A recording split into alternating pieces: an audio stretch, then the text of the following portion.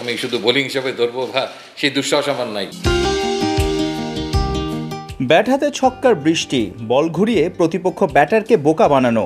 22 গজে ক্রিকেটার সাকিব আবার জ্বলে উঠলে নিশ্চয়ই ভক্তরাও আবার ফুলের বৃষ্টিতে ভালোবাসা দেবেন। সাকিব আল হাসান দেশের ক্রীড়াঙ্গনের বড় সম্পদ। বাংলাদেশের কেউ যে বিশ্বসেরা হতে পারেন, দীর্ঘ সময় রাজত্ব করতে পারেন, সেটা বাস্তবে দেখিয়ে দিয়েছেন। কোটি তরুণের আইডলে রূপ নিয়েছেন সুপারম্যান। আসছে দিনগুলোতে অর্থাৎ সাদা বলের পাশাপাশি লাল বলেও নিয়মিত দেশকে সার্ভিস দিয়ে যাবেন এই অলরাউন্ডার, নিশ্চিত করেছেন প্রধান নির্বাচককে। শুধু ফোন নয়, ফোনের পাশাপাশি প্রপার ইমেল কমিউনিকেশন হয়েছে তার সঙ্গে। তিনি অ্যাভেলেবেল থাকবেন কিনা সেই উত্তরটা জানা। 8টা যে টেস্ট ম্যাচ হবে আপ টু যেটা আমরা ওয়েস্ট ইন্ডিজ দিয়ে শেষ করবো ডিসেম্বরে, সবগুলোতে তিনি অ্যাভেলেবেল থাকবেন এবং তিনি নিয়মিতভাবেই প্র্যাকটিস সেশনে আসবেন।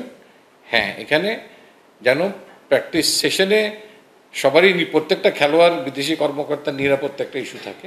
দ্যাট ইজ ডেফিনেটলি বর্তমান পরিস্থিতির আলোকে সেটাকে তো দেশকে এনশিওর করতে হবে, because Shakib Al Hasan is definitely top player. পাকিস্তানে ওডিআইতে সেঞ্চুরি আছে সাকিবের। এবার 2 ম্যাচের টেস্ট সিরিজে তার অলরাউন্ড পারফরমেন্সের দিকে তাকিয়ে নির্বাচকরা। যদিও সোমবার প্রেস কনফারেন্সে প্রশ্ন উঠেছে, চোখের সমস্যার কারণে ব্যাটিংয়ে ছন্দহীন থাকা সাকিব কি শুধুই বোলার হিসেবে দলে? অ্যাট প্রেজেন্ট আমাদের মেডিকেল কমিটির থেকে আমি এমন কোনো দিক নির্দেশনা পাইনি যেখানে তার চোখের সমস্যার কারণে তাকে দলভুক্ত করা যাবে না। I have no message about Shakib Al Hasan. তো বিশ্বে যেখানে তাকে স্বীকার করছে is one of the best allrounder, আপনি যদি গত 25 বছরে ধরেন হিসাবেই আনেন, তাহলে স্টিল হি স্ট্যান্ডস দেয়ার।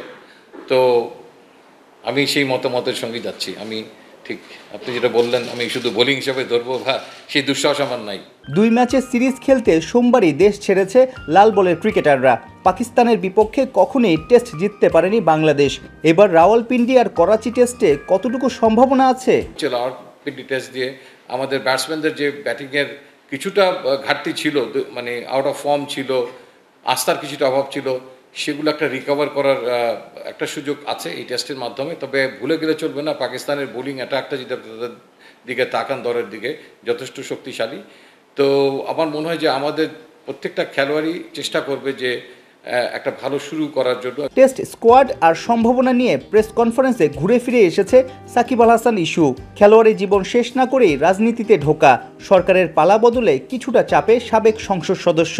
সংস্কার 2 জায়গায় হতে হবে। একটা খেলোয়াড়ের জন্য যেমন তিনি যোগদান করতে পারবেন কি পারবেন না রাজনৈতিক দলে, জাতীয় দলকে সার্ভ করার সময়, তার পাশাপাশি যে রাজনৈতিক দলগুলোর কনস্টিটিউশন কিংবা সংস্কার নিয়ে কথা বলছে এই ইন্টারিম গভর্নমেন্ট, সেখানে একটা রাজনৈতিক দলেরও কি উচিত কোনো জাতীয় দলের খেলোয়াড়কে দলে টেনে নেওয়া তার রাজনীতি করার জন্য?